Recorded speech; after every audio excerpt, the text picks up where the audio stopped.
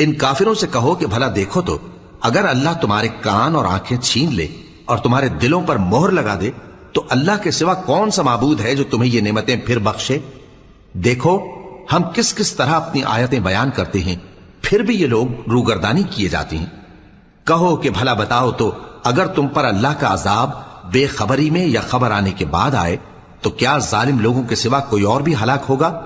اور ہم جو پیغمبروں کو بھیجتے رہے ہیں تو خوشخبری سنانے اور ڈرانے کو، پھر جو شخص ایمان لائے اور نیکوکار ہو جائے تو ایسے لوگوں کو نہ کچھ خوف ہوگا اور نہ وہ غمگین ہوں گے، اور جنہوں نے ہماری آیتوں کو جھٹلایا ان کی نافرمانیوں کے سبب انہیں عذاب پہنچے گا۔ کہہ دو کہ میں تم سے یہ نہیں کہتا کہ میرے پاس اللہ تعالیٰ کے خزانے ہیں، اور نہ یہ کہ میں غیب جانتا ہوں، اور نہ تم سے یہ کہتا ہوں کہ میں فرشتہ ہوں۔ میں تو صرف اس حکم پر چلتا ہوں جو مجھے اللہ کی طرف سے آتا ہے۔ کہہ دو کہ بھلا اندھا اور آنکھ والا برابر